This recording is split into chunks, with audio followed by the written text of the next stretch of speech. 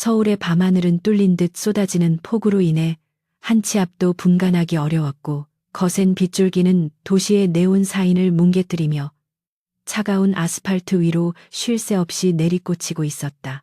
의과대학 본과 4학년인 한수미는 젖은 우산을 힘겹게 받쳐들고 인적 드문 골목길을 걸어가고 있었는데 평소라면 익숙했을 그 길은 오늘따라 유난히 어둡고 스산한 기운을 내뿜으며 그녀의 발걸음을 재촉하게 만들었다. 도서관에서 밤늦게까지 이어진 실습 준비로 인해 몸은 천근만근 무거웠지만 그녀의 머릿속은 오직 따뜻한 물에 샤워를 하고 침대에 눕고 싶다는 생각으로 가득 차 있었기에 주위의 불길한 기운을 애써 무시하려 노력했다. 하지만 낡은 가로등이 깜빡거리며 간신히 빛을 비추고 있는 자신의 자취방 건물 입구에 다다랐을 때 그녀는 빗소리에 섞여 들려오는 미세하지만 분명히 이질적인 거친 숨소리를 감지하고 본능적으로 걸음을 멈출 수밖에 없었다. 그것은 술 취한 취객의 주정과는 확연히 다른 고통을 억누르는 짐승의 신음과도 같은 소리였기에 수민의 등줄기에는 서늘한 긴장감이 스치고 지나갔다. 수민은 잠시 주저하며 돌아갈까 생각했지만 의학도 특유의 관찰력은 빗물 냄새 사이로 비릿하게 퍼져나오는 혈향을 놓치지 않았고 그 냄새는 그녀의 발길을 어둠 속에 웅크린 검은 형체로 이끌었다. 쓰레기 더미 옆에 쓰러져 있는 남자는 머리부터 발끝까지 검은색 전술 복장을 하고 있었는데 빗물에 젖어 번들거리는 그의 옷은 단순한 패션이라기보다는 전문적인 군사 장비에 가까워 보였다. 조심스럽게 다가간 수민이 스마트폰에 플래시를 비추자 남자의 복부에서 흘러나온 붉은 피가 빗물과 섞여 바닥으로 끊임없이 흘러내리고 있는 참혹한 광경이 드러났다. 일반적인 사고나 싸움으로 인한 상처가 아님을 직감한 그녀는 떨리는 손을 뻗어 남자의 목에 손가락을 대고 맥박을 확인했는데 피부에 닿는 그의 체온은 비정상적으로 뜨거웠고 맥박은 빠르고 불규칙하게 뛰고 있어 생명이 위급한 상황임을 알리고 있었다. 그 순간 남자의 눈꺼풀이 미세하게 떨리더니 몽롱한 상태에서도 위협적인 기세로 수민의 손목을 낚아채려 했지만 힘이 빠진 그의 손은 이내 힘없이 바닥으로 툭 떨어지고 말았다. 수민은 반사적으로 뒤로 물러나며 주머니 속에 휴대폰을 꺼내 119나 112에 신고하려 했지만 남자의 허리춤에 감춰져 있던 소음기가 장착된 권총과 그의 귀에 꽂힌 독특한 모양의 이니어를 발견하고는 손가락을 멈췄다. 대한민국 한복판에서 총상을 입은 무장 군인이라니 이것은 단순한 사건이 아니라 국가적인 기밀이나 거대한 음모와 관련된 일일지도 모른다는 섬뜩한 예감이 그녀의 이성을 강타했다. 만약 그가 쫓기는 중이라면 신고하는 순간 오히려 그를 죽음으로 몰아넣거나 자신마저 위험에 빠뜨릴 수 있다는 판단이 뇌리를 스쳤고 무엇보다 눈앞에서 죽어가는 사람을 외면할 수 없다는 의사로서의 사명감이 두려움을 압도하기 시작했다. 결국 수민은 휴대폰을 주머니에 다시 넣고 주위를 빠르게 살핀 뒤 축 늘어진 남자의 겨드랑이 사이로 팔을 넣어 그를 일으켜 세우기 위해 안간힘을 썼다. 남자의 체격은 건장한 근육질로 이루어져 있어 그녀 혼자 감당하기에는 버거웠지만 빗물에 미끄러지는 바닥과 씨름하며 그녀는 이를 악물고 그를 자신의 반지하 자취방 쪽으로 질질 끌고 갔다.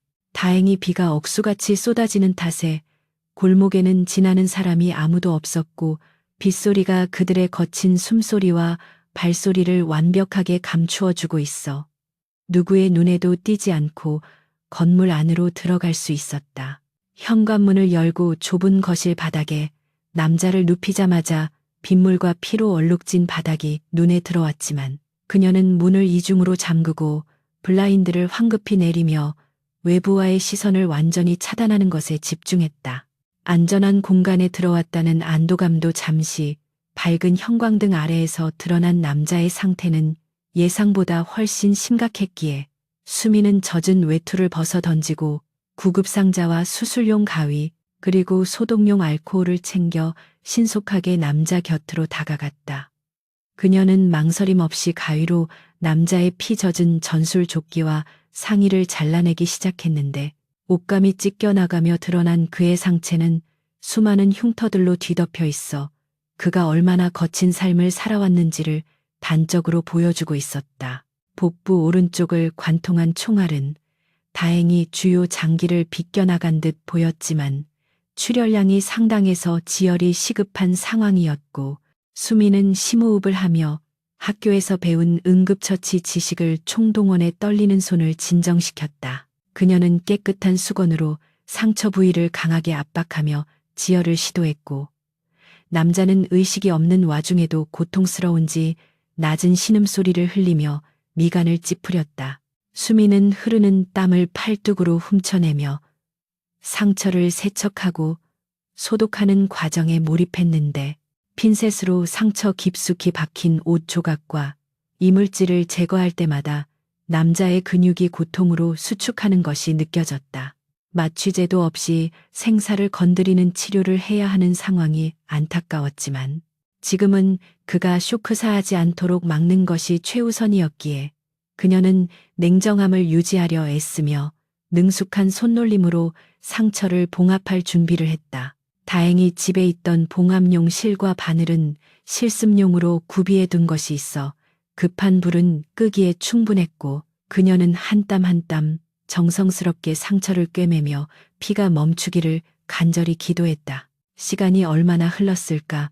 마침내 상처 부위에 출혈이 했고 붕대를 단단히 감은 뒤에야 수미는 참았던 숨을 몰아쉬며 피 묻은 장갑을 벗고 바닥에 주저앉을 수 있었다. 그녀는 지친 눈으로 바닥에 누워있는 남자의 얼굴을 가만히 내려다보았는데 핏기가 사라져 창백하지만 날카로운 턱선과 굽게 담은 입술은 그가 의식을 잃은 상태에서도 강인한 의지를 가지고 있음을 느끼게 했다.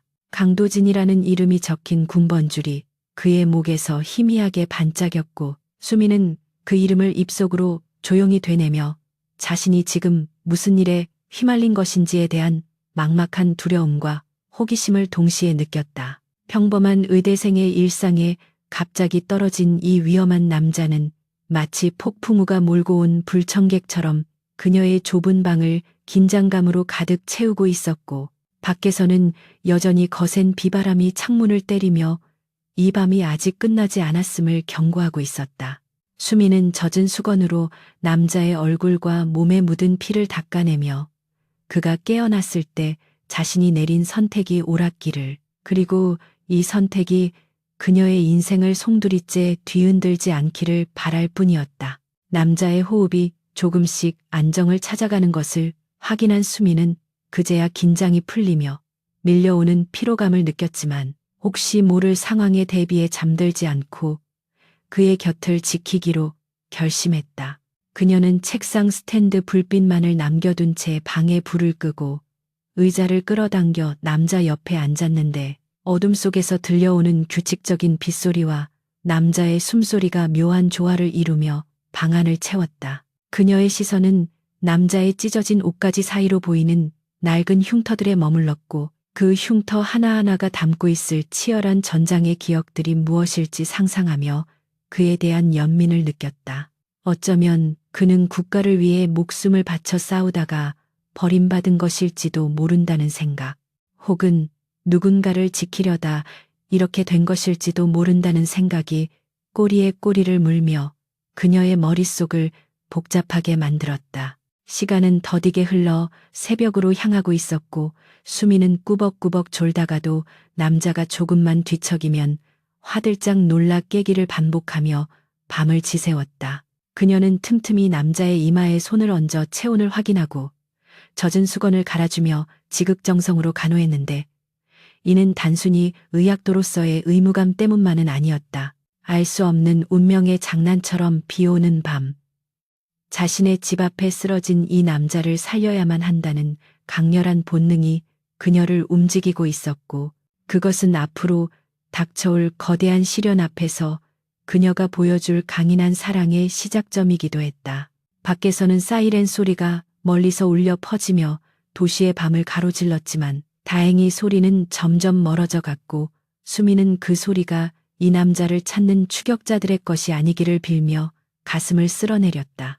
동이 틀 무렵 비는 잦아들었지만 하늘은 여전히 잿빛 구름으로 뒤덮여 있었고 창문 틈으로 들어오는 희미한 빛이 방 안의 참상을 비추기 시작했다. 피 묻은 손뭉치와 잘려나간 옷가지들이 널려있는 바닥은 지난밤에 긴박했던 상황을 고스란히 보여주고 있었고 수미는 뻐근한 목을 돌리며 자리에서 일어나 기지개를 켰다. 그때 밤새 미동도 없던 남자의 손가락이 움찔거리더니 감겨있던 그의 눈이 천천히 떠지며 날카로운 눈빛이 허공을 갈랐다. 혼란과 고통 그리고 경계심으로 가득 찬 그의 눈동자가 마침내 수민의 눈과 마주쳤을 때 좁은 방 안의 공기는 다시금 팽팽하게 당겨졌고 두 사람의 운명적인 이야기는 이제 막 서막을 올리고 있었다. 강도진의 의식이 수면 위로 떠오르는 순간은 마치 뇌관이 터지는 폭발과도 같이 격렬하고 갑작스러웠는데 그것은 오랜 군 생활을 통해 뼛속까지 각인된 생존 본능이 이성이 돌아오기 전에 몸을 먼저 지배했기 때문이었다. 그는 눈을 뜨자마자 자신의 시야에 들어온 낯선 천장과 코끝을 찌르는 알코올 냄새, 그리고 자신을 내려다보고 있는 흐릿한 형체를 적으로 간주하고 반사적으로 몸을 일으켰다. 찢어질 듯한 복부의 통증이 전신을 강타했지만 아드레날린이 고통을 마비시켰고 그의 억센 손은 순식간에 수민의 가녀린 손목을 낚아채어 꺾으며 그녀를 바닥으로 거칠게 밀어붙였다. 좁은 방 안의 집기들이 요란한 소리를 내며 넘어졌고 수민은 비명조차 지르지 못한 채 바닥에 짓눌려 공포에 질린 눈으로 자신을 제압한 남자의 살기 어린 눈동자를 마주해야 했다. 도진의 오른손은 무의식적으로 허리춤에 있던 권총을 찾았지만 손에 잡히는 것이 없자 그는 더욱 날카로워진 눈빛으로 수민의 목을 조르듯 압박하며 낮은 목소리로 으르렁거렸다. 누구냐고 묻는 그의 목소리는 쇠를 긁는 듯 거칠었고 살해 위협이 담긴 그 질문 앞에서 수민은 숨이 막혀 슌미거리는 소리만 낼 뿐 대답을 할 수 없었다. 그녀의 동공이 지진이 난 듯 흔들리고 얼굴이 파랗게 질려가는 것을 본 도진은 그제야 소나기의 힘을 조금 풀며 주위를 빠르게 스캔하기 시작했는데 이곳이 취조실이나 적의 아지트가 아니라 평범한 가정집이라는 사실이 인지되기 시작했다. 벽에 걸린 학교 달력, 책상 위에 쌓인 두꺼운 의학 서적들, 그리고 바닥에 널브러진 피 묻은 붕대와 소독약 병들이 그의 시야에 들어오자 혼란스러웠던 상황 파악이 비로소 제 자리를 찾기 시작했다. 그는 천천히 수민을 놓아주고 뒤로 물러나 앉았는데 극도의 긴장이 풀리자마자 억눌러왔던 통증이 해일처럼 밀려와 그의 미간을 깊게 패게 만들었다. 수민은 콜록거리며 목을 감싸 쥐고 구석으로 물러나 떨리는 몸을 웅크렸지만 도망치기보다는 겁에 질린 눈으로 여전히 도진을 주시하고 있었다. 도진은 자신의 복부에 감겨있는 붕대를 들춰보며 정교하게 봉합된 상처를 확인했는데 응급조치라고 하기에는 꽤나 솜씨 좋은 처치 덕분에 최악의 상황은 면했음을 알 수 있었다. 그는 거친 숨을 몰아쉬며 자신의 생명의 은인일지도 모르는 눈앞의 작은 여자에게 시선을 돌렸고 방금 전 자신의 우발적인 행동에 대한 일말의 미안함과 여전히 남아있는 경계심 사이에서 복잡한 감정을 느꼈다. 네가 나를 치료한 건가? 도진의 질문은 감사 인사라기보다는 신문에 가까운 건조한 어조였지만 수미는 그가 더 이상 자신을 공격할 의사가 없다는 것을 본능적으로 느끼고 조심스럽게 고개를 끄덕였다. 그녀는 떨리는 목소리로 어젯밤 골목에서 그를 발견하고 데려왔으며 경찰에 신고하지 않았다는 사실을 설명했는데 신고하지 않았다는 대목에서 도진의 눈빛이 잠시 이체를 띄었다. 일반적인 여대생이라면 총상을 입은 남자를 보고 기겁하여 도망치거나 경찰을 불렀을 텐데 그녀의 대담한 판단력과 행동은 그가 알고 있는 평범함의 범주를 벗어나 있었다. 하지만 도진은 안도감보다는 자신이 민간인을 위험한 상황에 끌어들였다는 사실에 더 큰 무게감을 느꼈고 이곳에 더 머무르는 것은 그녀에게 사형 선고를 내리는 것과 다름없다는 결론을 내렸다. 도지는 비틀거리는 몸을 이끌고 일어서서 방 한 구석에 놓인 자신의 전술 조끼와 장비를 챙기기 시작했는데 피 묻은 옷을 주워 입는 그의 모습은 처절하면서도 단호해 보였다. 수미는 놀란 눈으로 그를 바라보며 지금 움직이면 상처가 터질 것이라고 만류했지만 도지는 그녀의 말을 듣지 못한 척 묵묵히 권총을 점검하고 탄창을 확인하는 데 집중했다. 그는 자신을 쫓는 자들이 얼마나 잔혹하고 집요한지 누구보다 잘 알고 있었기에 단일 분일초라도 빨리 이곳을 떠나 흔적을 지우는 것이 이 여자를 살리는 유일한 길이라고 믿었다. 창밖은 여전히 흐린 날씨였지만 비는 멈춰 있었고 그는 블라인드 틈으로 밖을 내다보며 도주 경로를 머릿속으로 계산했다. 지금 나가면 죽어요. 상처가 깊어서 과다출혈로 쓰러질 수도 있다고요. 수미는 용기를 내어 그의 앞을 가로막으며 외쳤지만 도지는 차가운 눈빛으로 그녀를 내려다보며 비키라고 낮게 경고했다. 그의 위압적인 태도에 수민이 움찔하며 뒷걸음질 쳤지만 그녀는 의사로서의 소견과 인간적인 걱정을 굽히지 않고 끈질기게 그를 설득하려 들었다. 그때 도진이 현관문을 향해 첫 발을 내디디려는 순간 갑작스러운 현기증이 세상을 핑돌게 만들었고 다리에 힘이 풀리며 그의 거대한 몸이 휘청거렸다. 수민이 비명을 지르며 그를 부축하려 달려들었지만 도진의 무게를 감당하지 못하고 두 사람은 함께 바닥으로 넘어지고 말았다. 바닥에 쓰러진 도진은 흐릿해지는 의식 속에서도 이를 악물고 다시 일어나려 했지만 몸은 그의 의지를 배반하고 천근만근 무거워져만 갔다. 상처 부위에서 다시 배어나온 붉은 피가 붕대를 적시기 시작했고 그는 자신이 한계에 도달했음을 뼈저리게 인정하지 않을 수 없었다. 수미는 울상을 지으며 그를 다시 일으켜 침대 대신 사용하는 매트리스 위로 끌고 갔는데 이번에는 도진도 저항할 힘이 없어 그녀의 손길에 순순히 몸을 맡길 수밖에 없었다. 그녀는 능숙하게 상처를 다시 확인하고 지혈을 하면서 잔소리 같은 당부를 쏟아냈는데 도진은 몽롱한 정신 속에서도 그녀의 목소리가 묘하게 안정을 준다고 느꼈다. 한편 서울 도심의 한 고층 빌딩 펜트하우스에서는 차가운 공기가 감도는 집무실 안에서 박대령이 창밖의 회색 도시를 내려다보고 있었다. 그는 대한민국 국방부 내에서도 막강한 권력을 쥐고 있는 인물이었지만 그 이면에는 불법 무기 밀매 조직인 블랙아이언의 실질적인 리더라는 추악한 진실이 숨겨져 있었다. 그의 책상 위에는 강도진 대위의 인사 기록 카드와 그가 탈취해 간 기밀 데이터가 담긴 USB의 사진이 놓여 있었고 박대령의 주름진 손가락은 신경질적으로 책상을 두드리고 있었다. 자신의 비리를 폭로할 수 있는 유일한 증거를 가지고 도망친 도진은 반드시 제거해야 할 암적인 존재였고 어젯밤의 추격전에서 그를 놓친 것은 박대령의 자존심에 큰 상처를 입힌 사건이었다. 집무실 문이 열리고 검은 정장을 입은 사내인 실장이 들어와 고개를 숙이며 보고를 시작했는데 그의 목소리에는 긴장감이 서려 있었다. 그는 어젯밤 폭우로 인해 추적견들이 냄새를 놓쳤고 CCTV 확인 결과 도진이 골목길 사각지대로 사라져 행방이 묘연하다는 소식을 전했다.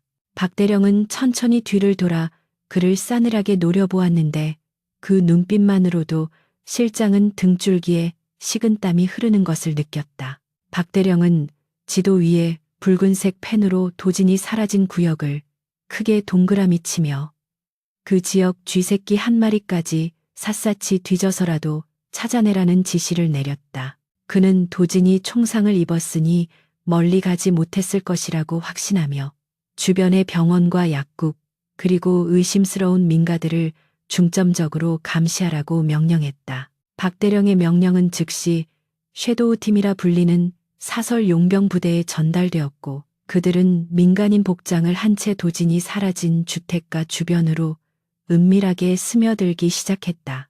그들은 최첨단 도청 장비와 열감지, 드론을 동원하여 수색망을 좁혀오고 있었고 평화로워 보이는 동네의 이면에는 보이지 않는 살기가 감돌기 시작했다. 편의점 앞을 서성이는 남자, 택배 기사로 위장한 요원, 골목길을 청소하는 청소부 등 그들의 눈과 귀는 곳곳에 배치되어 먹잇감이 나타나기만을 기다리는 맹수처럼 숨을 죽이고 있었다. 도진이 숨어있는 수민의 자취방은 아직 그들의 레이더망에 걸리지 않았지만 그것은 단지 시간 문제일 뿐 포위망은 시시각각 그들을 향해 조여들고 있었다. 다시 수민의 자취방으로 돌아와서 도진은 수민이 끓여준 따뜻한 죽을 몇 숟가락 억지로 넘기며 기력을 회복하려 애쓰고 있었다. 두 사람 사이에는 어색한 침묵이 흘렀지만 그 침묵 속에는 묘한 유대감이 싹트고 있었다. 도진은 숟가락을 내려놓고 진지한 눈빛으로 수민을 바라보며 자신이 군 내부의 비리를 파헤치다 쫓기는 신세가 되었음을 간략하게 털어놓았다.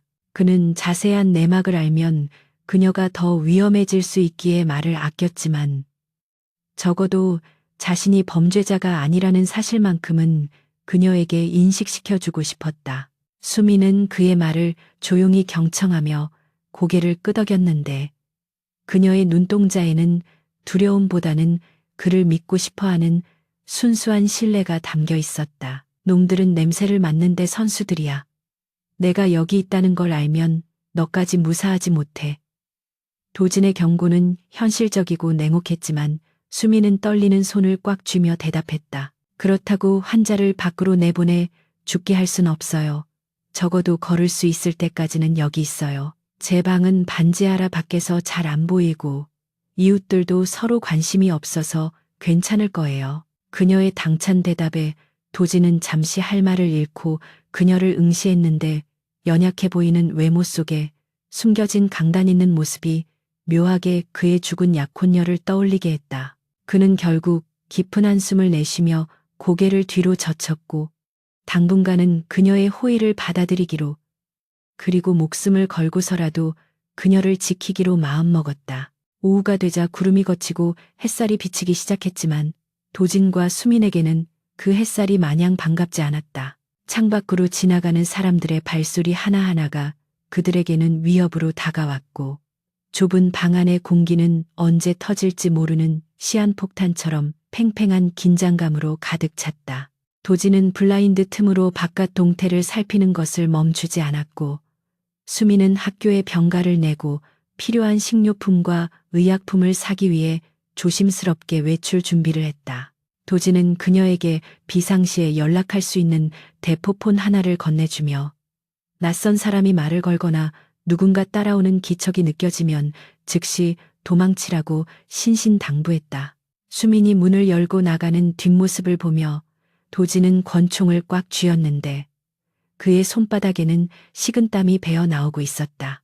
수민이 떠난 텅 빈 방 안에서 도진은 홀로 남아 고통과 싸우며 다가올 전투를 대비해 머릿속으로 수만 가지 시뮬레이션을 돌렸다. 그는 자신이 가진 것이라곤 총알 몇 발과 부상당한 몸뚱어리뿐이라는 사실이 절망적이었지만 반드시 살아서 진실을 밝히고 자신을 구해준 이 작은 여자를 지켜내겠다는 의지만큼은 그 어느 때보다 불타오르고 있었다. 벽시계의 초침 소리가 유난히 크게 들리는 고요한 방 안. 맹수는 상처를 핥으며 발톱을 세우고 있었고 사냥꾼들은 점점 더 가까이 다가오고 있었다. 폭풍 전야의 고요함 속에서 운명의 수레바퀴는 그들을 파국으로 몰고 갈지 구원으로 이끌지 알 수 없는 방향으로 서서히 굴러가고 있었다. 반지하 자취방의 작은 창문을 통해 들어오는 햇살은 시간의 흐름을 알리는 유일한 신호였고 도진이 이곳에 머문 지 어느덧 사흘이라는 시간이 흘렀다. 그동안 좁은 방 안의 공기는 날카로운 긴장감에서 묘한 안락함으로 서서히 변해가고 있었는데 그것은 생사를 넘나드는 위기 속에서 피어난 두 사람만의 독특한 유대감 때문이었다. 수민은 학교 실습과 아르바이트를 핑계로 외출을 최소화하며 도진의 간호에 매달렸고 도진은 놀라운 회복력을 보이며 침상에서 일어나 조금씩 거동할 수 있게 되었다. 방 안에는 더 이상 비릿한 피냄새 대신 구수한 된장찌개 냄새와 은은한 양 냄새가 감돌았고 도지는 이 낯선 평화가 마치 폭풍 전야의 고요함 같다는 것을 알면서도 잠시나마 그 온기에 기대고 싶은 유혹을 느꼈다. 그는 수민이 분주하게 움직이며 식사를 준비하는 뒷모습을 바라볼 때마다 자신이 지켜야 할 것이 국가라는 거창한 대의 명분이 아니라 바로 눈앞의 소중한 생명이라는 사실을 새삼스레 깨닫곤 했다. 수민이 도진의 상처를 소독하기 위해 다가왔을 때 두 사람 사이에는 이제 어색함보다는 익숙한 편안함이 자리 잡고 있었다. 그녀가 조심스러운 손길로 붕대를 풀고 상처 부위를 살피는 동안 도진은 그녀의 정수리에서 풍기는 샴푸 향기와 따뜻한 체온을 느끼며 굳어있던 근육을 이완시켰다. 상처가 많이 아물었어요. 염증 반응도 없고 정말 다행이에요. 수민이 안도의 한숨을 내쉬며 미소 짓자 도진은 무뚝뚝한 표정 뒤에 숨겨진 진심을 담아 나지막하게 고맙다는 말을 건넸다. 그 말은 평생 명령과 복종에만 익숙했던 그가 타인에게 건네는 가장 인간적인 언어였고 수민은 그 투박한 한마디에 얼굴을 붉히며 치료에 더욱 집중하는 척 고개를 숙였다. 그녀의 손끝이 도진의 단단한 복근을 스칠 때마다 미묘한 전기가 흐르는 듯한 긴장감이 방안을 채웠고 두 사람은 서로의 시선을 피하면서도 의식할 수밖에 없는 감정의 소용돌이 속에 빠져들고 있었다. 식사 시간은 두 사람이 서로에 대해 탐색하고 이해하는 소중한 창구였는데 도진은 수민의 끈질긴 질문 공세에 못 이겨 자신의 과거 이야기를 조금씩 털어놓기 시작했다. 그는 자신이 특수임무 수행 중에 어떻게 동료들을 잃었는지 그리고 그 죽음 뒤에 감춰진 거대한 음모를 파헤치다가 어떻게 배신자로 낙인 찍히게 되었는지를 덤덤한 어조로 이야기했다. 그의 목소리에는 분노보다는 깊은 슬픔과 자책감이 배어 있었고 이야기를 듣던 수민은 숟가락을 멈추고 그렁그렁한 눈으로 그를 바라보았다. 그녀는 그가 단순한 도망자가 아니라 불의에 맞서 싸우다 상처 입은 고독한 전사임을 깨달았고 그가 짊어지고 있는 무게를 조금이라도 나누어지고 싶다는 강렬한 연민을 느꼈다. 도진은 자신의 이야기를 경청해주는 수민의 눈빛에서 오랫동안 잊고 살았던 위로와 공감을 얻었고 얼어붙었던 그의 마음 한구석이 서서히 녹아내리는 것을 느꼈다. 하지만 밤이 찾아오면 도진은 여전히 과거의 망령에 시달려야 했는데 그날 밤도 예외는 아니었다. 깊은 잠에 빠져있던 수민은 억눌린 비명소리와 함께 거칠게 요동치는 매트리스의 진동에 화들짝 놀라 잠에서 깼다. 어둠 속에서 식은땀을 흘리며 악몽과 사투를 벌이고 있는 도진의 모습은 처절하기 그지없었고 그는 허공을 향해 죽은 동료들의 이름을 부르며 손을 휘젓고 있었다.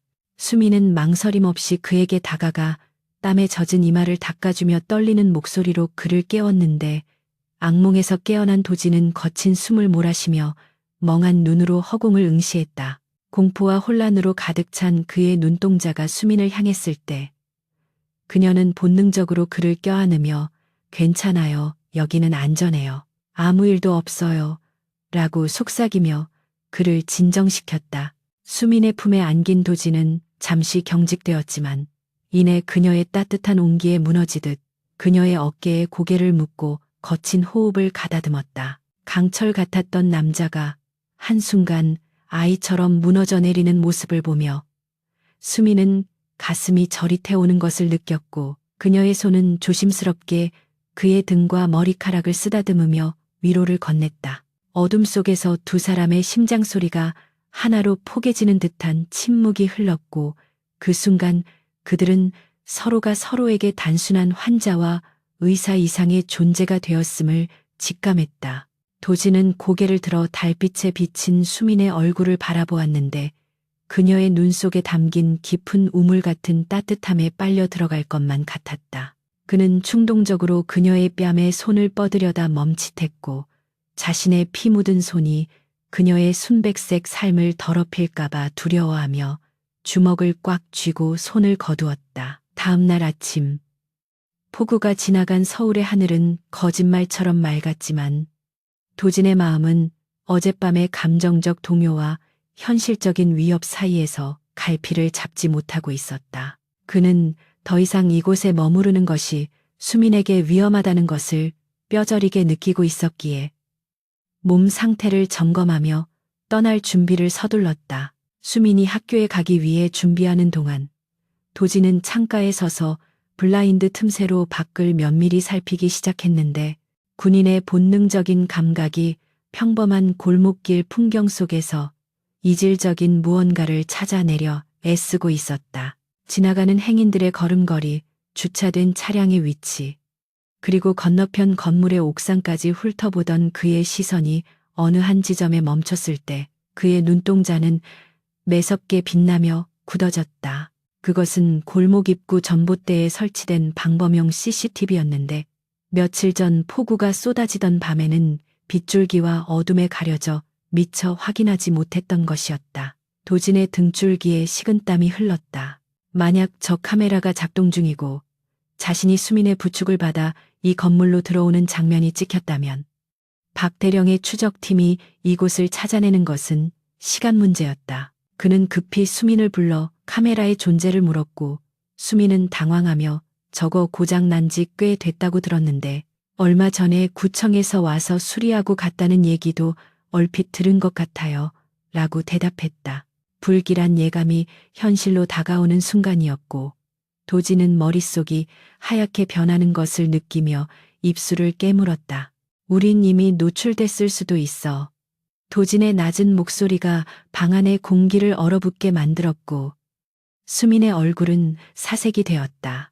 도진은 즉시 자신의 짐을 챙기며 수민에게 지금 당장 학교에 가지 말고 짐을 싸서 안전한 곳으로 피신해야 한다고 재촉했다. 하지만 수민은 그를 두고 혼자 도망칠 수는 없다며 고집을 피웠고 두 사람 사이에 팽팽한 대립이 이어졌다. 도진은 그녀의 어깨를 잡고 흔들며 이건 장난이 아니야. 놈들이 들이닥치면 우린 둘 다 죽어. 라고 소리쳤지만 수민은 눈물을 글썽이면서도 결코 물러서지 않는 단호한 눈빛으로 그를 쏘아보았다. 그녀의 고집에 도진이 답답해하며 머리를 감싸 쥐는 순간 밖에서 자동차 엔진 소리가 골목길로 들어오는 것이 들려왔다. 도진은 황급히 창가로 다가가 블라인드 틈으로 밖을 내다보았는데 검은색 승합차 한 대가 천천히 골목길을 지나쳐 가다가 자취방 건물 조금 떨어진 곳에 정차하는 것이 보였다. 차에서 내린 건장한 체격의 남자들은 주변을 두리번거리지 않고 곧바로 지도를 확인하며 무전기로 무언가를 속삭이고 있었다. 그들의 귀에 꽂힌 이니어와 허리춤의 불룩한 형체는 그들이 평범한 사람이 아님을 증명하고 있었고 도진은 그들이 바로 박 대령의 사냥개들인 섀도우 팀임을 직감했다. 그들은 아직 정확한 호수를 특정하지 못한 듯 보였지만 CCTV 영상을 확보하고 탐문 수사를 시작한 것이 분명했다. 이제 숨을 곳은 어디에도 없었고 선택의 여지 없이 정면 돌파를 해야만 하는 상황이 닥쳐오고 있었다. 도진은 수민을 돌아보며 비장한 표정으로 내 말 잘 들어. 지금부터 내 지시를 하나라도 어기면 넌 죽어. 라고 경고했다.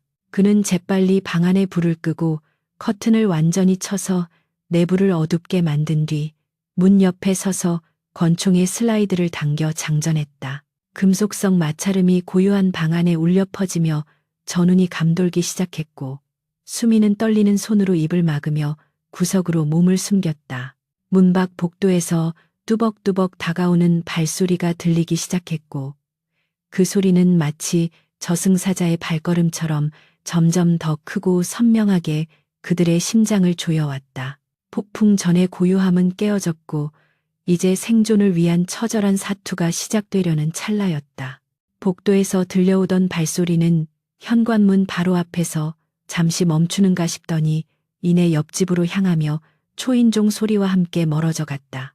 택배기사가 물건을 내려놓고 송장을 확인하는 소리가 들리자 방 안을 가득 채웠던 살기는 순식간에 맥이 풀린 안도감으로 바뀌었지만 강도진의 표정은 여전히 딱딱하게 굳어 있었다.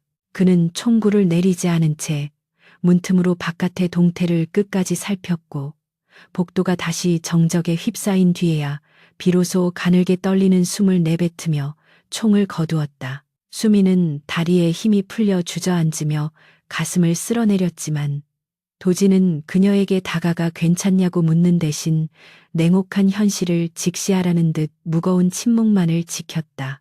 방금 전의 상황은 단순한 해프닝이었을지 모르지만 그것은 곧 닥쳐올 진짜 위협의 예고편에 불과하다는 것을 그는 너무나 잘 알고 있었기 때문이다. 도진은 창가로 돌아가 블라인드 틈으로 다시 밖을 내다보았는데 골목 어귀에 정차해 있던 검은색 승합차는 사라지고 없었지만 그들이 남기고 간 불길한 기운은 여전히 거리에 맴돌고 있었다. 놈들은 확신이 서기 전까지는 섣불리 움직이지 않을 것이며 주변을 완전히 포위한 뒤 쥐새끼 한 마리 빠져나갈 구멍이 없다고 판단될 때 비로소 숨통을 끊으러 들어올 것이 분명했다.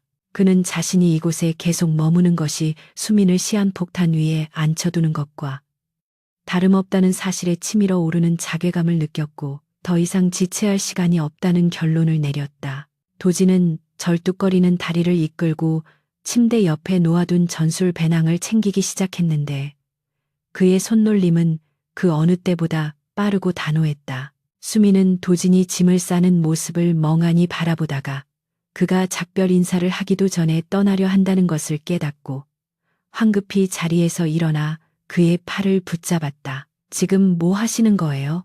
아직 상처도 다 아물지 않았는데 어디를 가겠다는 거예요? 그녀의 목소리는 떨리고 있었지만 그 안에는 절박함이 묻어 있었는데 도진은 그녀의 손을 차갑게 뿌리치며 눈길조차 주지 않은 채 배낭에 지퍼를 채웠다. 그는 짐짓 냉정한 목소리로 더 이상 민간인에게 폐를 끼칠 수 없어. 놈들은 나를 노리는 거야. 내가 여기 없다는 걸 알면 너는 안전할 거야. 라고 쏘아붙였다. 하지만 그것은 거짓말이었다. 이미 그와 접촉한 이상 수민 역시 제거 대상이 될 가능성이 높았지만 그가 밖으로 나가 미끼가 되어 놈들을 유인하는 것만이 그녀가 살 수 있는 유일한 확률을 높이는 길이었다. 거짓말하지 마세요. 그 몸으로 나가면 100m도 못 가서 쓰러질 거라는 거 본인이 더 잘 알잖아요. 수미는 물러서지 않고 도진의 앞을 가로막으며 소리쳤는데 그녀의 눈에는 눈물이 그렁그렁 맺혀 있었다. 의사로서의 소견뿐만 아니라 지난 며칠간 그를 돌보며 느꼈던 인간적인 정과 알 수 없는 끌림이 그녀를 움직이고 있었기에 그녀는 그를 사지로 내몰 수 없었다. 도진은 그런 그녀를 내려다보며 쓴웃음을 지었는데 자신 같은 피 묻은 군인이 이토록 순수하고 올곧은 여자의 걱정을 받을 자격이 있는지 스스로에게 반문하게 되었다. 그는 한숨을 내쉬며 학생, 착각하지 마. 이건 병원놀이가 아니야. 내 주위엔 죽음뿐이다. 너까지 휘말리게 하고 싶지 않아. 라고 낮게 으르렁거렸다. 도진의 거친 말에도 불구하고 수미는 고개를 저으며 현관문을 등지고 섰는데 그녀의 작은 체구가 문을 막아선다고 해서 천하의 특수부대원을 막을 수는 없겠지만 그 결의만큼은 바위처럼 단단해 보였다. 당신이 죽는 꼴을 보려고 내가 그 빗속에서 당신을 끌고 온 줄 알아요? 나는 의사 될 사람이에요. 내 환자가 내 눈앞에서 죽으러 가는 꼴은 절대 못 봐요. 그녀의 당돌한 외침은 도진의 가슴 깊은 곳에 묻어두었던 어떤 기억을 건드렸고 그는 순간적으로 말문이 막히며 흔들리는 눈빛으로 그녀를 응시했다. 과거 작전 중에 구하지 못했던 동료의 마지막 모습과 눈앞에서 자신을 지키려 애쓰는 수민의 모습이 겹쳐지면서 그는 자신이 도망치려는 것이 놈들로부터가 아니라 자신의 죄책감으로부터라는 사실을 깨달았다. 팽팽하던 대치 상황은 도진의 상처 부위에서 다시 배어나온 피가 셔츠 위로 붉게 번지면서 새로운 국면을 맞이하게 되었다. 수미는 그의 복부를 가리키며 보세요. 흥분해서 또 출혈이 시작됐잖아요. 제발 고집 좀 그만 피우고 앉으세요라고 애원하듯 말했다. 도진은 욱신거리는 통증을 느끼며 미간을 찌푸렸고 결국 벽에 기대어 스르르 바닥에 주저앉을 수밖에 없었다. 자신의 몸 상태가 생각보다 훨씬 심각하다는 것을 인정한 그는 주먹으로 바닥을 내리치며 분통을 터뜨렸는데 천하무적이라 자부했던 자신이 한낱 짐덩어리가 되었다는 무력감이 그를 괴롭혔다. 수미는 조용히 다가와 구급상자를 열고 익숙한 손길로 그의 셔츠를 걷어 올리며 지혈을 시작했고 도지는 힘없이 고개를 떨구고 그녀의 처치를 받아들였다. 당신은 혼자가 아니에요. 그리고 지금은 영웅이 필요한 게 아니라 살아남는 게 중요한 거잖아요. 수민이 상처를 소독하며 건넨 나지막한 위로는 도진의 얼어붙은 마음을 파고들었고 그는 천천히 고개를 들어 그녀와 눈을 맞췄다. 가까이서 마주한 그녀의 눈동자는 두려움 속에서도 흔들리지 않는 빛을 품고 있었고 도진은 그 빛 속에서 기이한 안식과 함께 살아야겠다는, 반드시 살아서 이 여자를 지켜야겠다는 새로운 삶의 의지를 발견했다. 그는 조심스럽게 피 묻지 않은 손을 뻗어 수민의 머리카락을 귀 뒤로 넘겨주었는데 그 투박한 손길에는 말로 다 할 수 없는 고마움과 애틋함이 담겨 있었다. 수민은 잠시 멈칫했지만 피하지 않고 그의 손길을 받아들였고 좁은 방 안에는 빗소리 대신 두 사람의 심장 박동 소리만이 크게 울려 퍼졌다. 그 시각 자취방에서 두 블록 떨어진 낡은 상가 건물의 옥상에서는 섀도우 팀의 팀장이 망원경으로 수민의 집 창문을 주시하고 있었다. 그는 이어폰을 통해 들려오는 부하들의 보고를 종합하며 입가에 비릿한 미소를 띄었는데 편의점 CCTV와 동네 약국의 탐문 조사를 통해 강도진이 숨어있는 장소를 특정하는 데 성공했기 때문이었다. 타겟 확인, 여자 1명과 동거 중. 상태는 부상으로 인해 전투력 저하 추정. 그는 무전기에 대고 짧고 명료하게 상황을 전파했고 맞은편 건물 옥상과 골목 곳곳에 매복해 있던 요원들은 일제히 무기를 점검하며 공격 명령을 기다렸다. 하늘은 어둑어둑해지며 땅거미가 내려앉고 있었고 도시는 화려한 불빛을 밝히기 시작했지만 이 골목만큼은 짙은 어둠 속에 잠겨 불길한 징조를 드러내고 있었다. 도지는 수민에게 자신의 계획을 수정하여 설명하기 시작했는데 이제 도망치는 것은 불가능하며 이곳에서 놈들을 맞이하여 싸우는 수밖에 없다는 것을 인정했다. 그는 수민에게 집안의 구조를 이용해 방어선을 구축하는 법과 비상시 숨을 수 있는 공간, 그리고 만약의 사태에 대비해 탈출할 수 있는 경로를 상세히 알려주었다. 수민은 공포에 질려 입술을 깨물면서도 그의 말을 하나도 놓치지 않으려 집중했고 도진이 건네준 비상용 단검을 받아들고는 떨리는 손으로 꽉 쥐었다. 무서워할 필요 없어. 내가 네 앞에 있을 테니까. 내 등이 보이면 넌 안전한 거야. 도진의 듬직한 약속은 수민에게 큰 힘이 되었고 두 사람은 다가올 밤의 전투를 준비하며 서로에 대한 믿음을 굳건히 다졌다. 밤이 깊어지자 골목의 가로등마저 하나둘씩 꺼지기 시작했고 정막 속에 잠긴 자취방 건물은 마치 폭풍 속에 고립된 섬처럼 위태로워 보였다. 도지는 현관문에 설치해둔 간이 경보장치인 낚싯줄과 빈 깡통을 점검하고 창문가에 깨진 유리 조각들을 뿌려두며 적들의 침입을 지연시킬 함정들을 설치했다. 그의 움직임은 부상자라고는 믿기지 않을 만큼 민첩하고 전문적이었으며 그 모습을 지켜보는 수민은 그가 단순한 군인이 아니라 전쟁 기계에 가까운 훈련을 받은 사람임을 실감했다. 모든 준비를 마친 도지는 불을 끄고 소파 뒤에 몸을 숨긴 채 권총을 겨누었고 수민은 욕실 안쪽 가장 안전한 구석에 웅크리고 앉아 숨을 죽였다. 마침내 건물의 현관문이 삐걱거리는 소리와 함께 열리고 훈련된 발소리를 죽인 불청객들이 계단을 오르는 소리가 미세하게 들려오기 시작했다. 도진의 귀에는 그 소리가 천둥 소리처럼 선명하게 박혔고 그는 어둠 속에서 눈을 번뜩이며 사냥감이 아닌 사냥꾼의 눈빛으로 변모했다. 이제 대화와 설득의 시간은 끝났고 오직 힘과 힘이 부딪히는 야생의 시간만이 남아 있었다.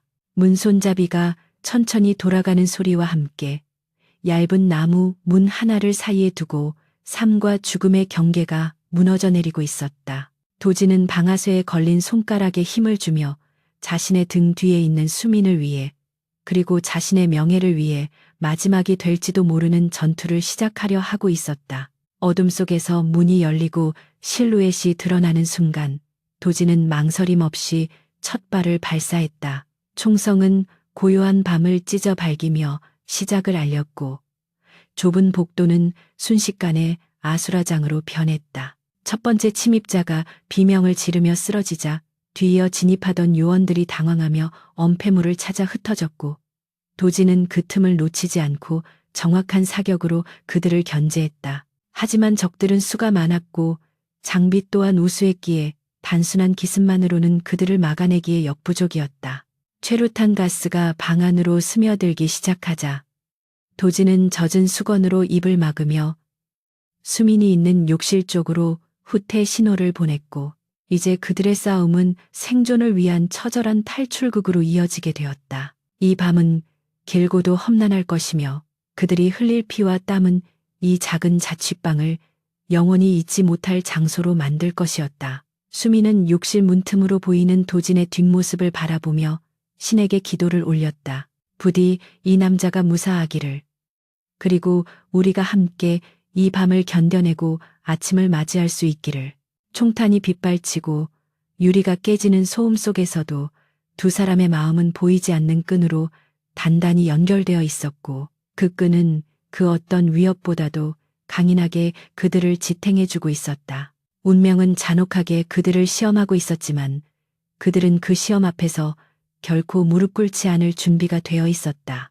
최루탄 가스가 좁은 반지하 방안을 하얗게 뒤덮기 시작하자 매캐한 연기가 시야를 가리고 폐를 찌르는 고통이 밀려왔다. 강도진은 본능적으로 젖은 수건을 수민의 코와 입에 강하게 눌러대며 욕실 쪽으로 몸을 날렸고 그와 동시에 현관문이 굉음과 함께 부서져 나갔다. 검은 방독면을 쓴 섀도우 팀 요원들이 레이저 조준기를 앞세워 진입했고 그들의 발소리는 묵직한 군화 소리와 함께 좁은 거실을 점령해 들어왔다. 도진은 욕실 문틀을 엄폐물 삼아 연기 속에서 희미하게 보이는 적들의 실루엣을 향해 정확히 두 발을 발사했는데 둔탁한 타격음과 함께 선두에 섰던 요원이 비명도 지르지 못하고 바닥으로 고꾸라졌다.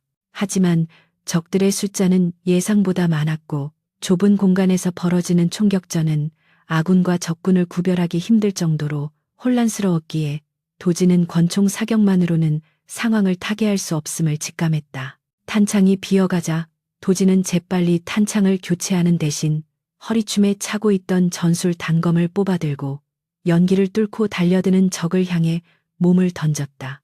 부상당한 복부에서 찢어지는 듯한 통증이 전해졌지만 생존을 위한 아드레날린이 그 고통을 마비시켰고 그의 움직임은 맹수처럼 빠르고 치명적이었다. 그는 달려드는 요원의 소총 총신을 쳐내고 품으로 파고들어 관절을 꺾은 뒤 단검으로 방탄조끼의 틈새를 정확히 가격하여 무력화시켰다. 눈앞에서 벌어지는 사륙의 현장에 수민은 공포로 다리가 후들거렸지만 바닥에 쓰러진 채 거친 숨을 몰아쉬는 도진의 등 뒤로 또 다른 적이 총구를 겨누는 것을 목격하자 비명 대신 손에 잡히는 것을 찾았. 그녀는 욕실 선반에 있던 무거운 샴푸통과 세제통을 닥치는 대로 집어 적의 머리를 향해 힘껏 던졌고 갑작스러운 공격에 당황한 적이 주춤하는 사이 도진이 몸을 돌려 그를 제압할 수 있었다. 창문으로 나가야 해. 도진이 거친 숨을 몰아쉬며 외쳤고 그는 수민의 손목을 잡고 주방 쪽의 작은 환기용 창문으로 그녀를 끌고 갔다. 거실은 이미 적들에게 장악당한 상태였고 현관으로 나가는 것은 자살행위나 다름없었기에 유일한 탈출구는 건물 뒤편의 좁은 골목으로 연결된 이 창문뿐이었다. 도진은 의자를 들어 쇠창살이 설치된 방범창을 수차례 내리쳐 연결 부위를 약하게 만든 뒤 남은 총알 두 발을 경첩 부위에 발사하여 창살을 뜯어냈다.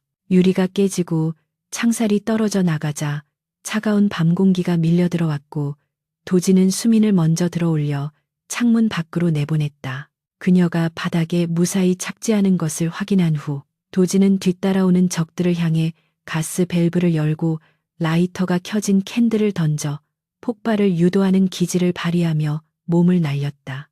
등 뒤에서 쾅하는 폭발음과 함께 불길이 치솟았고 창문 밖으로 튕겨져 나온 도진은 바닥을 구르며 낙법을 취했지만 상처의 충격으로 신음성을 흘렸다. 수미는 즉시 그에게 달려가 부축해 일으켰는데 그녀의 옷과 얼굴은 검댕과 먼지로 엉망이었지만 눈빛만은 그 어느 때보다 살아있었다. 건물 안에서는 적들의 고함 소리와 무전 소리가 요란하게 들려왔고 그들이 곧 뒤쪽으로 돌아올 것임은 자명했기에 두 사람은 지체 없이 어두운 골목길을 달리기 시작했다. 비온 뒤에 질척거리는 바닥과 복잡하게 얽힌 전선들, 아무렇게나 쌓인 쓰레기 더미들이 그들의 도주를 방해했지만 이 동네 지리에 익숙한 수민이 앞장서서 미로 같은 골목을 헤쳐나갔다. 그녀는 평소라면 무서워서 지나가지도 못했을 좁은 틈새 길로 도진을 이끌며 추격자들의 시선을 따돌리기 위해 필사적으로 움직였다. 한참을 달려 숨이 턱끝까지 차오를 무렵 그들은 낡은 상가 건물의 뒷골목에서 잠시 멈춰 숨을 골라야 했다. 도진은 벽에 기대어 흘러내리는 피를 손으로 막으며 고통스러운 표정을 지었고 그의 창백해진 얼굴을 본 수미는 가슴이 내려앉는 것 같았다. 조금만 더 가면 큰 길이 나와요. 거기서 택시라도 잡으면. 수민이 울먹이며 말했지만 도진은 고개를 저으며 그녀의 입을 막았다. 택시는 안 돼.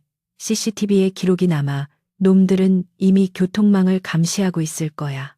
그의 냉철한 판단력은 위급한 상황에서도 흐려지지 않았고 그는 주위를 두리번거리다. 배달업체 뒷마당에 세워진 오토바이 한 대를 발견했다. 다행히 구형 모델이라 열쇠 없이 배선을 조작해 시동을 걸 수 있을 것 같았고 도진은 절뚝거리는 다리를 끌고 오토바이로 다가갔다. 도진이 오토바이의 앞판을 뜯어내고 전선을 연결하는 동안 골목 입구에서 섀도우 팀의 요원 2명이 손전등을 비추며 다가오는 것이 보였다. 불빛이 벽을 타고 넘어와 그들이 숨어 있는 곳을 비추기 직전 도진의 손끝에서 스파크가 튀며 엔진이 거칠게 으르렁거리는 소리를 냈다. 요원들이 소리를 듣고 즉시 그쪽으로 총구를 돌리며 사격을 개시했지만 도진은 이미 수민을 뒷좌석에 태우고 스로틀을 최대로 당긴 상태였다. 오토바이는 뒷바퀴를 미끄러뜨리며 좁은 골목을 총알처럼 튀어나갔고 빗발치는 총알이 아스팔트 바닥에 불꽃을 일으키며 그들의 뒤를 쫓았다. 수민은 도진의 허리를 꽉 끌어안고 눈을 질끈 감았는데 등 뒤에서 들려오는 총성보다 도진의 등에서 느껴지는 뜨겁고 축축한 혈액의 감촉이 그녀를 더 공포스럽게 만들었다. 밤거리를 질주하는 오토바이는 차가운 바람을 가르며 서울의 외곽으로 향했는데 도진은 의식이 흐릿해지는 것을 느끼면서도 초인적인 정신력으로 핸들을 놓지 않았다. 놈들의 추적 범위에서 벗어나기 위해 그는 CCTV가 없는 샛길과 하천변 도로만을 골라 달렸고 화려한 도시의 불빛은 점차 멀어지며 어둠 속으로 사라져 갔다. 수미는 바람 소리에 섞여 들려오는 도진의 거친 숨소리에 귀를 기울이며 제발 그가 쓰러지지 않기만을 간절히 기도했다. 그녀는 자신이 지금 범죄 영화의 한 장면 속에 들어와 있는 것 같다는 비현실적인 느낌을 받았지만 맞잡은 손끝의 떨림과 차가운 공기의 감촉은 이 모든 것이 피할 수 없는 현실임을 뼈저리게 자각하게 했다. 이제 그들은 돌아갈 집도 숨을 곳도 잃어버린 채 세상 끝으로 내몰린 처지가 되었지만 역설적으로 그 고립감은 두 사람을 더욱 단단하게 묶어주고 있었다. 1시간가량을 달려 도착한 곳은 개발이 중단되어 방치된 외곽의 한 폐공장 단지였는데 앙상한 철골 구조물들이 괴물처럼 서 있는 그곳은 스산하기 그지없었다. 도진은 오토바이를 구석진 곳에 숨기고 수민의 부축을 받아 공장 안 사무실로 쓰이던 컨테이너 박스로 들어갔다. 먼지가 수북이 쌓인 바닥에 쓰러지듯 누운 도진은 더 이상 손가락 하나 까딱할 힘조차 남아있지 않았고 그의 복부 붕대는 이미 붉은색으로 완전히 젖어 있었다. 수미는 휴대폰 플래시를 켜고 떨리는 손으로 그의 상태를 확인했는데 상처가 터져 출혈이 심각한 상태라 당장이라도 수혈이 필요해 보였다. 하지만 이곳엔 의료 장비는커녕 깨끗한 물조차 없었고 그녀가 할 수 있는 것이라곤 가지고 온 여분의 옷가지로 상처를 압박하는 것뿐이라는 사실에 절망감이 밀려왔다. 울지 마. 아직 안 죽었어. 도진이 희미하게 웃으며 농담조로 던진 말에 수미는 참았던 눈물을 터뜨리며 그의 가슴을 약하게 때렸다. 바보 같은 소리 하지 마요. 당신 죽으면 나 혼자 어떡하라고요. 그녀의 울음 섞인 외침이 텅 빈 공장 안에 메아리 쳤고 도진은 힘겹게 손을 들어 그녀의 젖은 뺨을 닦아주었다. 그는 품속 깊이 간직해온 피 묻은 USB를 꺼내 수민의 손에 쥐어주었는데 그것은 그의 목숨보다 더 소중히 여겼던 그리고 이 모든 비극의 시작이자 끝을 맺을 열쇠였다. 만약 내가 잘못되면 이걸 가지고 아는 검사 선배에게 가. 이름은 최연수야. 그 사람이라면 믿을 수 있어. 도진의 말은 마치 유언처럼 들렸기에 수미는 고개를 세차게 저으며 그의 입을 막으려 했지만 도진의 눈빛은 단호했다.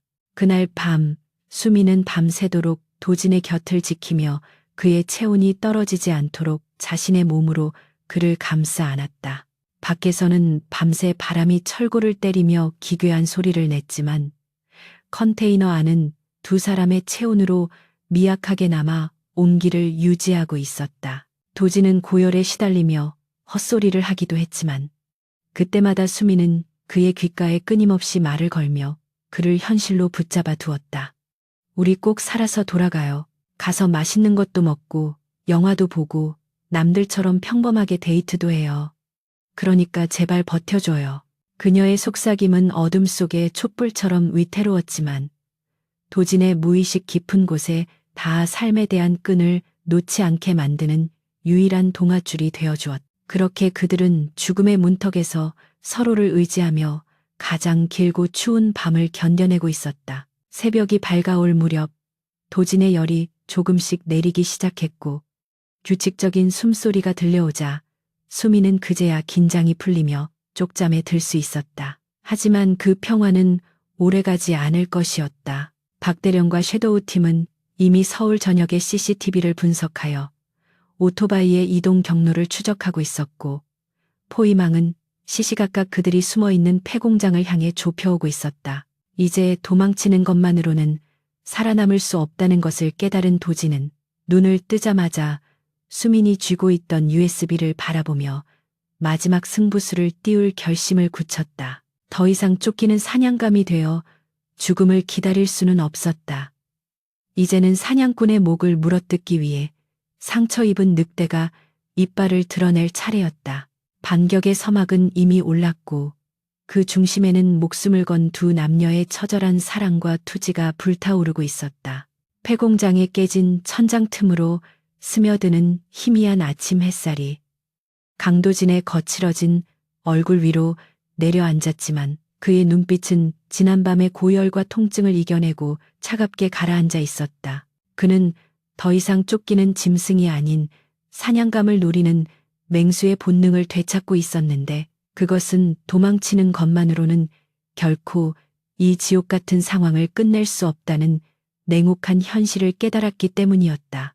옆에서 쪽잠을 자고 있는 한수민의 지친 얼굴을 바라보며 도진은 그녀를 위해서라도 자신의 손으로 모든 것을 마무리 지어야 한다는 비장한 결심을 굳혔다. 그는 품속에서 USB를 꺼내 손에 쥐었는데 이 작은 금속 조각 안에 담긴 진실만이 그들을 받쳐매고 있는 거대한 권력의 사슬을 끊어낼 유일한 칼날임을 확신했다.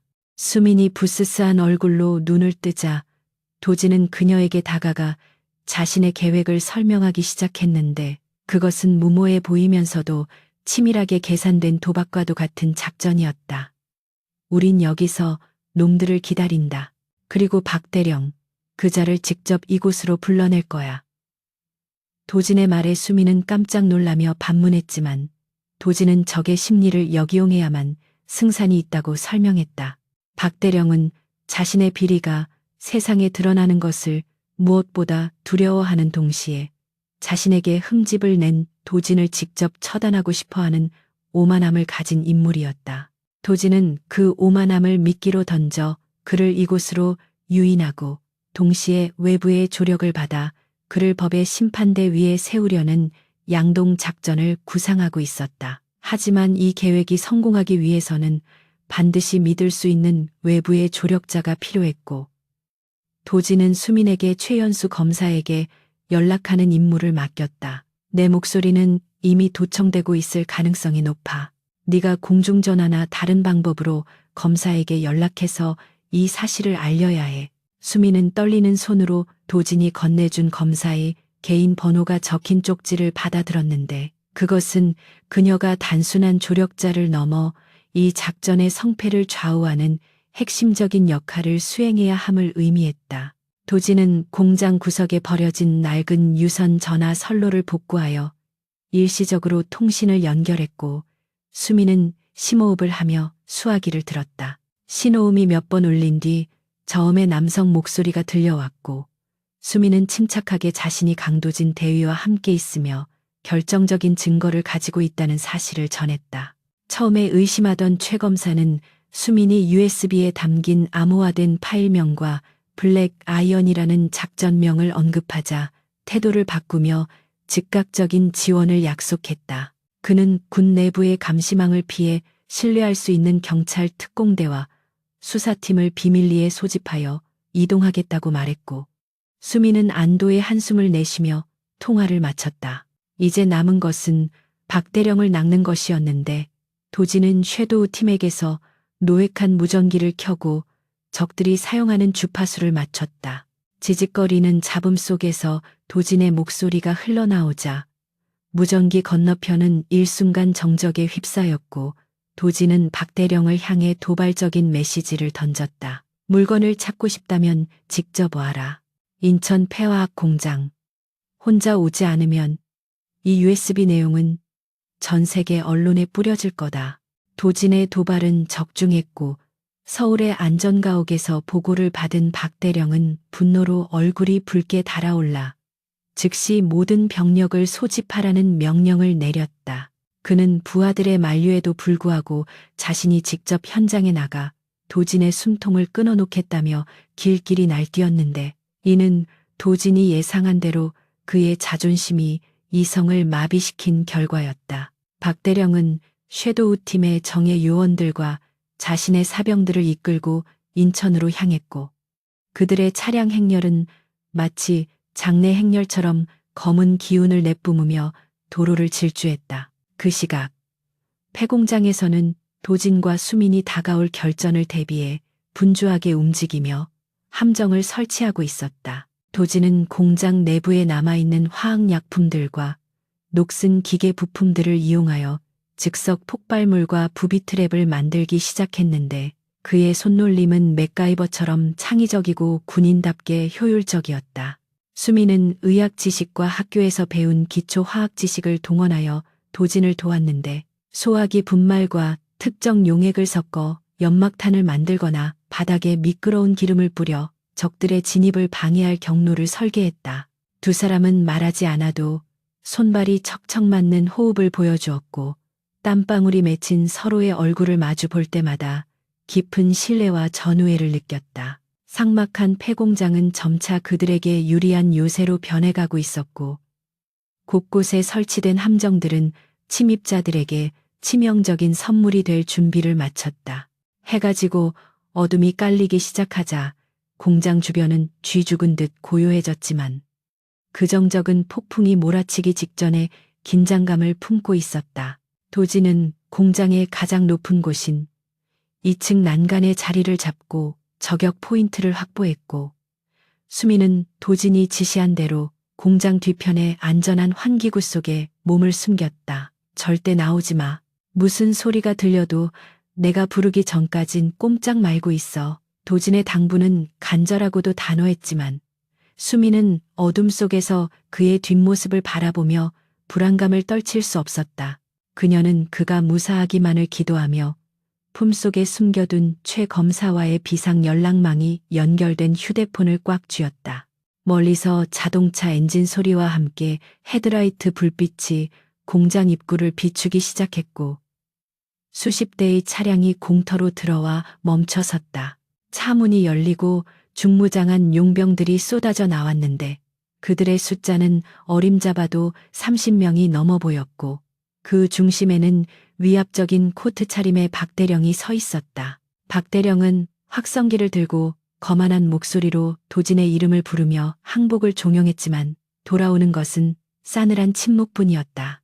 박대령의 손짓에 따라 1조 공격팀이 조심스럽게 공장 정문으로 진입을 시도했고 그들의 발이 도진이 설치해둔 첫 번째 인계철선을 건드리는 순간 굉음과 함께 입구 쪽 드럼통이 폭발했다. 화염과 함께 파편이 튀며 선두에 섰던 용병들이 쓰러지자 공장 안은 순식간에 아수라장으로 변했고 당황한 적들이 우왕좌왕하는 사이 도진은 2층 난간에서 정확한 사격으로 그들을 제압해 나갔다. 총성이 빗발치고 비명이 난무하는 가운데 박대령은 뒤쪽으로 물러나며 전 병력 진입을 명령했고 섀도우 팀은 2층으로 향하는 계단과 화물용 승강기 쪽으로 병력을 나누어 포위망을 좁혀오기 시작했다. 도진은 수적 열세에도 불구하고 지형지물을 완벽하게 활용하며 적들을 교란시켰는데 그가 미리 뿌려둔 기름에 미끄러진 적들이 서로 엉키거나 천장에 매달아둔 쇠사슬 뭉치가 떨어져 적을 강타하는 등 공장 전체가 하나의 거대한 무기가 되어 움직이는 듯했다. 하지만 적들은 훈련받은 프로들이었고 그들은 초반에 피해를 수습하고 체계적으로 압박해 들어오기 시작했다. 2층으로 올라오는 계단에서 치열한 교전이 벌어졌고 도진은 탄약이 떨어져 가자 단검과 쇠파이프를 들고 육탄전을 벌여야 했다. 어둠 속에서 번뜩이는 칼날과 둔탁한 타격음이 섞이며 처절한 사투가 이어졌고 도진은 어깨와 허벅지에 스치는 부상을 입으면서도 결코 물러서지 않았다. 그는 마치 지옥에서 돌아온 귀신처럼 적들을 하나하나 쓰러뜨리며 박대령이 있는 곳으로 길을 뚫으려 했지만 놈들의 화력 지원이 너무 거세어 옴짝달싹할 수 없는 상황에 몰리게 되었다. 그때 공장 1층 구석에서 하얀 연기가 피어오르며 적들의 시야를 가리기 시작했는데 그것은 숨어있던 수민이 도진을 돕기 위해 용기를 내어 던진 수제 연막탄이었다. 갑작스러운 연기에 적들이 기침을 하며 당황하는 틈을 타 도진은 몸을 날려 포위망을 뚫고 1층으로 뛰어내렸다. 그는 낙법으로 충격을 줄인 뒤 연기 속을 뚫고 박대령의 경호원들을 순식간에 제압하며 박대령의 코앞까지 다가갔다. 박대령은 놀란 눈으로 권총을 뽑아들었지만 도진의 동작이 훨씬 빨랐다. 도진은 박대령의 손목을 쳐서 총을 떨어뜨리게 하고 그의 멱살을 잡고 거칠게 벽으로 밀어붙였다. 끝났다, 박대령. 당신의 추악한 놀이는 여기까지다. 도진의 눈빛은 살기로 번뜩였지만 박대령은 비열한 웃음을 흘리며 아직 끝나지 않았다고 쏘아붙였다. 그 순간 공장 밖에서 사이렌 소리가 요란하게 울려 퍼지기 시작했고 최연수 검사가 이끄는 경찰 특공대의 장갑차와 헬기가 공장 주변을 에워싸며 서치라이트를 비추었다. 무기를 버리고 투항하라. 포위됐다. 확성기에서 흘러나오는 경고 방송의 섀도우 팀원들은 동요하기 시작했고 전세는 순식간에 역전되었다. 박대령의 얼굴은 흑빛으로 변하며 절망감에 휩싸였지만 그는 마지막 발악으로 숨겨둔 단검을 꺼내 도진의 복부를 찌르려 했다. 하지만 도진은 이미 그의 움직임을 간파하고 있었고 가볍게 몸을 피하며 박대령의 팔을 꺾어 바닥에 제압했다. 이건 법정에서 죗값을 치르게 하기 위한 배려다. 감사히 여겨. 도진이 억누른 분노를 담아 내뱉는 순간 경찰 특공대원들이 진입하여 박대령과 남은 용병들에게 수갑을 채우기 시작했다. 상황이 종료되고 공장 안의 연기가 걷히자 환기구 속에 숨어있던 수민이 달려나와 도진의 품에 안겼다. 피투성이가 된 도진은 힘겹지만 따뜻하게 그녀를 마주 안아주었고 두 사람은 서로의 심장 박동을 느끼며 지옥 같았던 밤이 끝났음을 실감했다. 최연수 검사가 다가와 도진에게 경례를 하며 USB를 건네받았고 구급대원들이 도진의 상처를 살피기 위해 몰려들었다.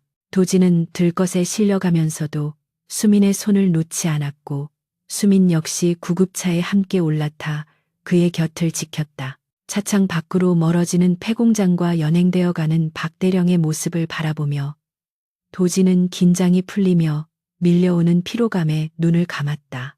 하지만 이번에는 악몽이 아닌 수민과 함께할 평온한 미래가 그려지는 꿈을 꿀 수 있을 것 같았다. 정의는 승리했고 그들의 사랑은 시련 속에서 더욱 단단해져 빛을 발하고 있었다. 병원 특유의 소독약 냄새와 기계적인 비푸음이 강도진의 의식을 현실로 불러들였을 때 그가 가장 먼저 느낀 것은 통증이 아닌 압도적인 눈부심이었다. 눈을 뜨자 하얀 천장이 시야를 가득 채웠고 창문으로 쏟아지는 오후의 햇살은 그가 오랫동안 잊고 있었던 평화로운 세상의 색깔을 되찾아주고 있었다. 마취 기운이 남아 몽롱한 정신 속에서도 그는 자신의 오른손에 느껴지는 묵직하고 따뜻한 온기에 고개를 돌렸는데 그곳에는 한수민이 침대 난간에 머리를 기대고 쪽잠에 빠져 있었다. 그녀의 슬숙해진 얼굴과 헝클어진 머리카락은 지난밤의 사투가 꿈이 아니었음을 증명하고 있었지만 규칙적으로 오르내리는 그녀의 어깨는 이제 모든 위협이 사라졌음을 말해주는 가장 확실한 증거였다. 도진은 링거 주사가 꽂힌 손을 조심스럽게 움직여 그녀의 머리카락을 쓰다듬으려다 행여나 그녀가 깰까봐 허공에서 손을 멈추고 그저 그 모습을 하염없이 바라만 보았다. 며칠 후 도진의 병실에 설치된 TV 뉴스에서는 대한민국을 뒤흔든 방산 비리 게이트의 전모가 연일 특종으로 보도되고 있었다. 박대령과 그의 추종 세력인 블랙 아이언 조직원 전원이 체포되었고 그들이 은폐하려 했던 불법 무기 밀매와 횡령 혐의가 낱낱이 드러나면서 국민들의 분노는 들끓었다.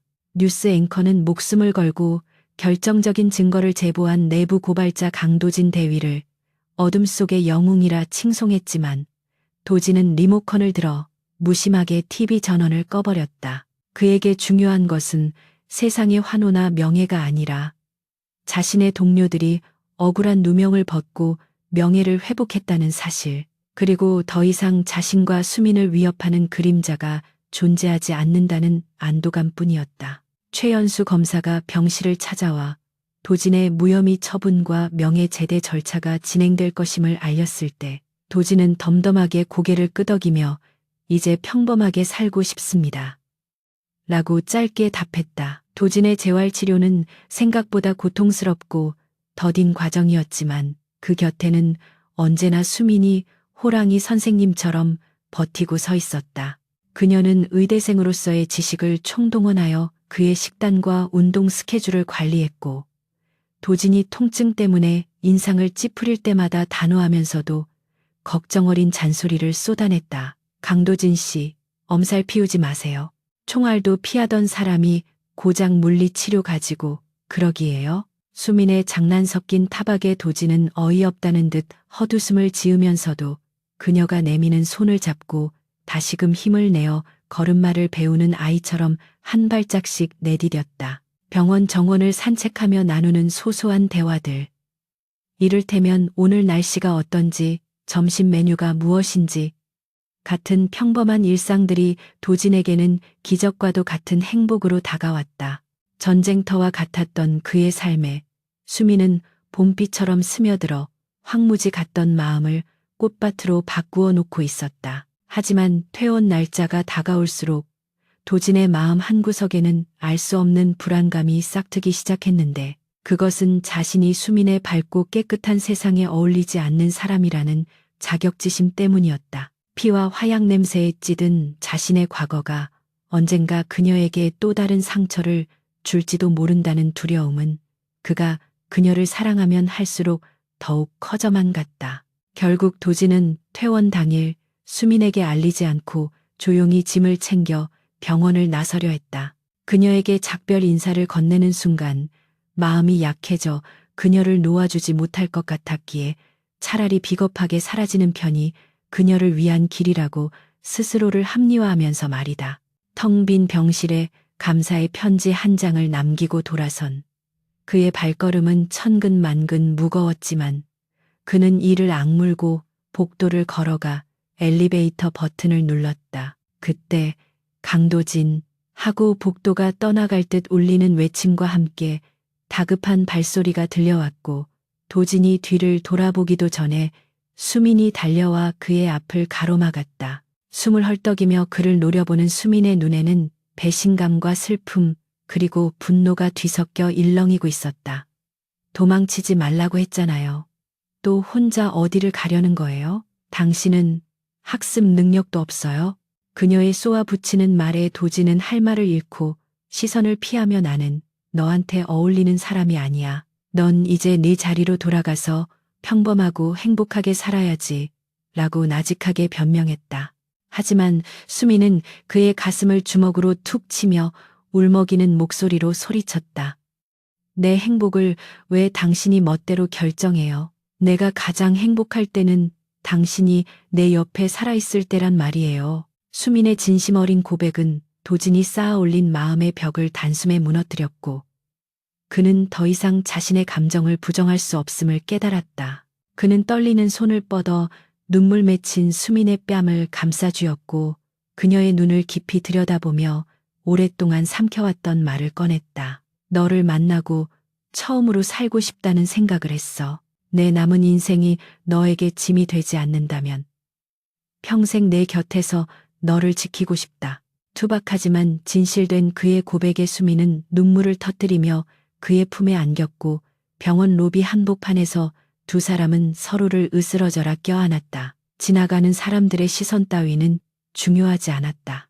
그들에게는 서로가 세상의 전부였고 함께 살아남았다는 사실만이 유일한 진리였다. 계절이 두어 번 바뀌고 다시 비가 내리는 어느 초여름 날이었다. 이제는 완연한 민간인의 모습으로 돌아온 도진은 낡은 군복 대신 깔끔한 셔츠 차림으로 대학 병원 정문 앞에 서 있었다. 그는 작은 경우 보안업체를 설립하여 새로운 삶을 시작했고 바쁜 일상 속에서도 수민의 퇴근 시간에 맞춰 그녀를 데리러 오는 것을 하루의 낙으로 삼고 있었다.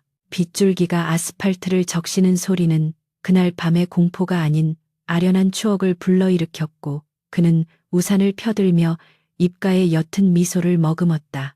잠시 후 흰 가운을 입은 수민이 동료들과 인사를 나누며 건물 밖으로 나왔고 빗속에 서 있는 도진을 발견하자마자 환한 미소를 지으며 그에게로 달려왔다. 많이 기다렸어요? 오늘 응급 환자가 있어서 조금 늦었어요. 수민이 숨을 고르며 말하자 도진은 자연스럽게 우산을 그녀 쪽으로 기울여주며 고개를 저었다. 아니, 별로 안 기다렸어. 가자, 맛있는 거 해줄게. 도진의 다정한 목소리에 수민은 그의 팔짱을 끼며 행복한 표정으로 어깨에 머리를 기댔다. 한때 서로에게 총을 겨누고 생사를 넘나들던 두 사람은 이제 하나의 우산 아래서 발걸음을 맞추며 평범한 연인들처럼 빗속을 걸어가고 있었다. 그들의 앞에는 더 이상 어두운 골목길이나 차가운 폐공장이 아닌 따뜻한 저녁 식사와 평온한 휴식이 기다리는 집으로 가는 길이 펼쳐져 있었다. 그들은 빗소리 사이로 소소한 농담을 주고받으며 웃음꽃을 피웠는데 도진은 수민의 웃음소리를 들으며 비로소 자신의 전쟁이 완전히 끝났음을 실감했다. 과거의 상처는 흉터로 남아 흐린 날이면 욱신거릴지 모르지만 그 흉터조차 이제는 사랑의 증표가 되어 그를 더 단단하게 만들어줄 것이었다. 폭우 속에서 시작된 우연은 필연이 되었고 죽음의 문턱에서 피어난 사랑은 이제 일상의 햇살 아래서 튼튼한 뿌리를 내리고 거묵으로 자라나고 있었다. 도진은 수민의 손을 잡은 자신의 손에 힘을 주었고 수민 역시 그 손을 마주 잡으며 서로의 온기를 확인했다. 어느새 비가 그치고 먹구름 사이로 맑은 달빛이 두 사람의 뒷모습을 비추기 시작했다. 세상은 여전히 시끄럽고 복잡하게 돌아가겠지만 두 사람이 함께하는 한 그 어떤 시련도 더 이상 두렵지 않을 것이었다.